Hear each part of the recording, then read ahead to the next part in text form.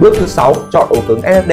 Để tăng tốc độ xử lý của CPU khi mà edit các suộc video 4K thì anh em nên chọn ổ cứng SSD có dung lượng từ 500GB trở lên nhé. Tốc độ đọc ghi càng cao thì càng tốt. Ở đây mình sẽ chọn SSD 500GB M2 980 Pro của Samsung. Bước thứ 7, chọn tản nhiệt cho CPU. Với công việc render đồ họa 3D và edit video 4K thì việc chọn một em tản nhiệt nước All-in-One sẽ giúp cho CPU của chúng ta mát mẻ hơn khi phải xử lý một khối lượng project khổng lồ.